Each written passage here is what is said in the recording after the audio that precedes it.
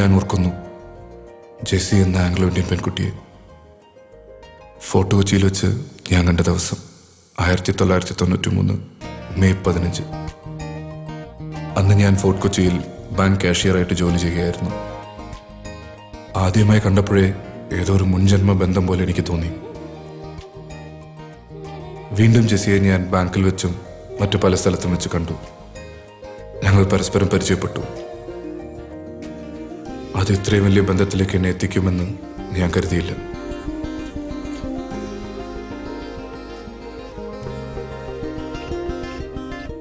അങ്ങനെ ഒരു ദിവസം അവൾ പറഞ്ഞിട്ട് അവളുടെ പപ്പയെ കണ്ട് ഞങ്ങളുടെ വിവാഹത്തിന് അനുവാദം വാങ്ങാൻ ഞാൻ അവളുടെ വീട്ടിൽ ചെന്നു.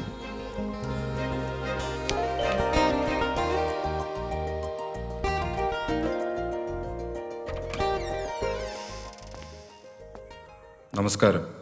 മിസ്റ്റർ ഭദ്രൻ. അതെ, മോൾ പറഞ്ഞിരുന്നു. Welcome mister Bhadran. Hello. Take your seat.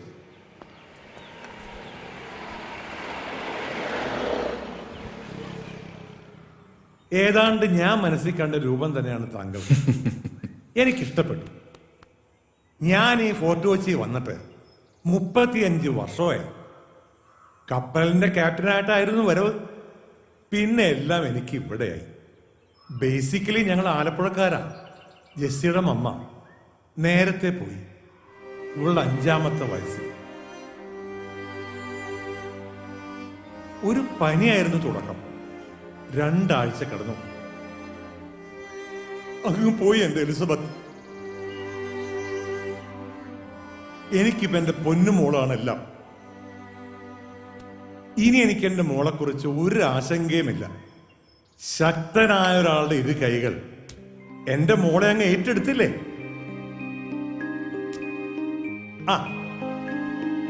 Mister Bhadran, thank you. ദാ പെണ്ണിനൊന്ന് കണ്ടോളൂ. അതിന് ഭദ്രൻ സാർ ഒന്നും സംസാരിക്കുന്നില്ലല്ലോ. പപ്പയെ ഒന്ന് പരിചയപ്പെടുകയായിരുന്നു മുഖ്യം. നന്നായിട്ട് ഇഷ്ടപ്പെട്ടു. Very good. കേട്ടോടി മോളെ നിന്റെ സാർ പറയുന്നത്. ഞാൻ സന്തുഷ്ടനാണ്. രജിസ്റ്റർ മാരേജ് ചെയ്യാനായിരുന്നു തീരുമാനം. എന്നിട്ട് ജെസ്സിയുമായി ഇല്ലത്ത് വരിക. അതിന് ഞാൻ ഒരു ഹിന്ദു പേര് കണ്ടെത്തി, അരുന്ധതി. അതെന്റെ അമ്മയുടെ പേരായിരുന്നു. ആ പേരിലൂടെ ഇല്ലത്തുള്ള എല്ലാവരെയും വശത്താക്കാനായിരുന്നു എന്റെ പരിപാടി. അന്നൊരു ദിവസം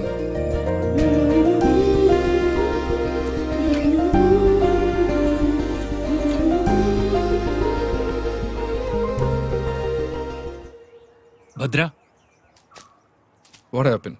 ജെസ്സി ഫ്ലവേഴ്സ് വിൽക്കാൻ തോപ്പുംപടി പോയപ്പോ അവിടെ വെച്ചൊരു ആക്സിഡന്റ്. ഒരു ടാങ്കർ ലോറി വന്ന് അവളുടെ സൈക്കിളിൽ ഇടിച്ചു. അവള് മാത്രമല്ല, അവളുടെ വയറ്റിൽ വളർന്ന നിന്റെ കുഞ്ഞും മരിച്ചു.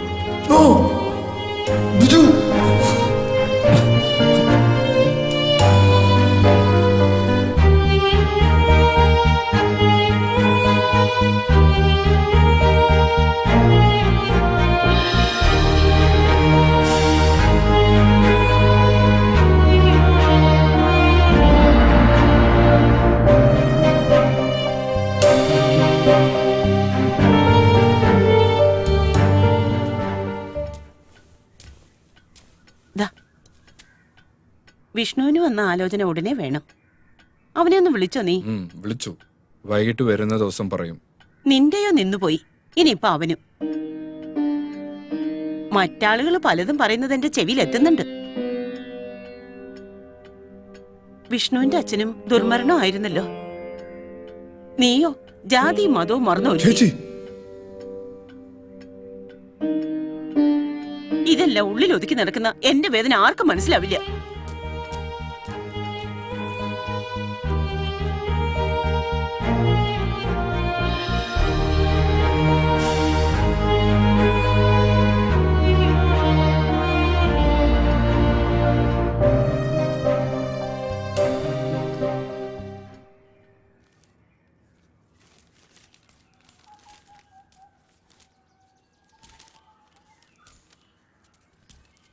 ചായ.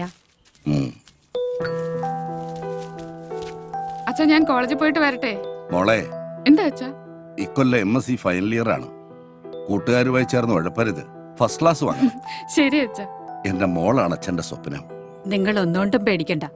അവള് നല്ല മിടുക്കിയായിട്ട് തന്നെ പഠിക്കും. മോള് പോയിട്ട് വാ.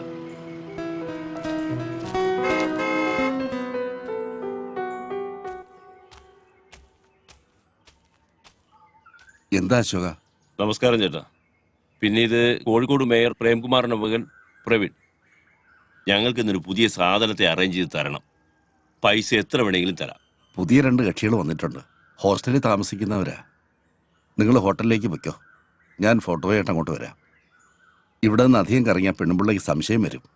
അപ്പൊ എല്ലാം പറഞ്ഞ പോലെ. ഓ, വെക്കോ. പ്രവീണെ, ഇതാ കൂട്ടുകുടുപ്പുകാരൻ ശ്രീധരൻ. ആരാ ചേട്ടാ അത്? ആ, കോഴിക്കോട് മേയറുടെ മകനാ. പുള്ളിക്കാരൻ്റെ പെങ്ങൾക്കൊരു കല്യാണാലോചന. നീ പോയി വെള്ളം ചൂടാക്ക്, എനിക്ക് അങ്ങോട്ട് പോകണം. ശരി, ചൂടാക്കാം.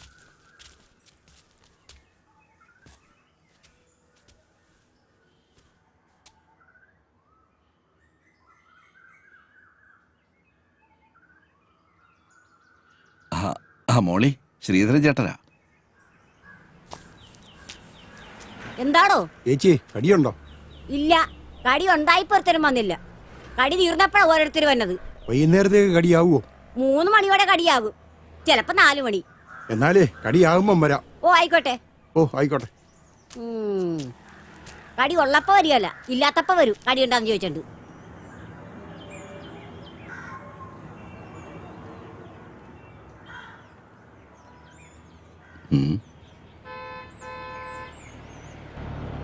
ആ, പറഞ്ഞ സമയത്ത് തന്നെ പാരാപ്പാപ്പച്ചനെത്തി.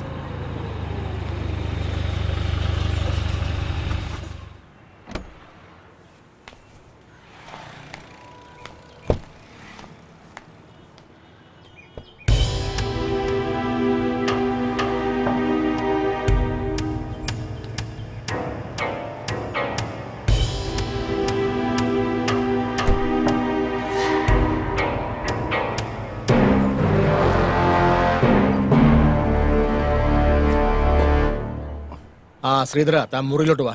ഓ,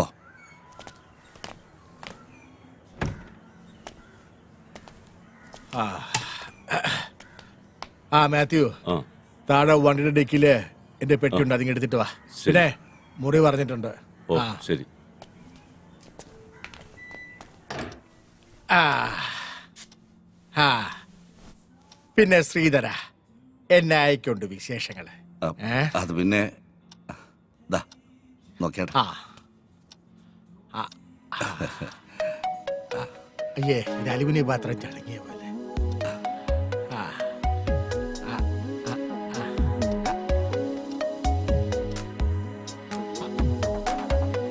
ആ. ഇതേതാടാ? അല്ലോ, ഇതാരാടോ? നോക്കട്ടെ. ആ, ഇത് ഇവളാണ് പാപ്പച്ചായ, അംബിക. ആഹാ. ഞാൻ വിചാരിച്ചതിനെ തന്നെ പാപ്പച്ചായ സെലക്ട് ചെയ്തു. ഇവളുടെ ഭർത്താവ് ഗൾഫിലാ. ആഹാ. വീട്ടിൽ അടയിരുന്ന് മടുത്തു. ആ. ഞാൻ നേരത്തെ മുതലേ പാപ്പച്ചായന് വേണ്ടി കണ്ടുവച്ചിരുന്നതാ. ആഹാ. ഇവൾ എന്റെ നമ്പർ തേടി പിടിച്ചു വിളിച്ചു. എന്ന് പറഞ്ഞ ഓൾ കേരള ഡിസ്ട്രിബ്യൂട്ടർ താനല്ലേ? പലതിന്റെ റിലീസ് താൻ വഴിയല്ലേ? പക്ഷേ പാപ്പച്ചായന് വേണ്ടി ആലോചിക്കുമ്പോഴാണ് ഞാൻ കുഴയുന്നത്. അതെന്നാടോ? ഓ, പാപ്പച്ചായന്റെ അവസാനത്തെ ആ പണി, അത് പെണ്ണുങ്ങൾക്ക് സഹിക്കാൻ വലിയ പാടാ.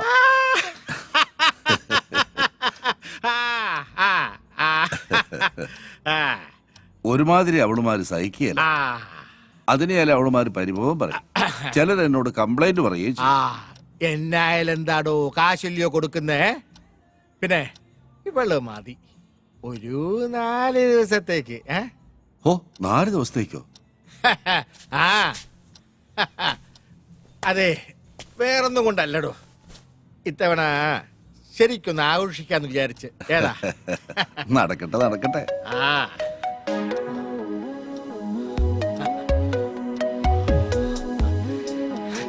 എന്റെ അമ്പി.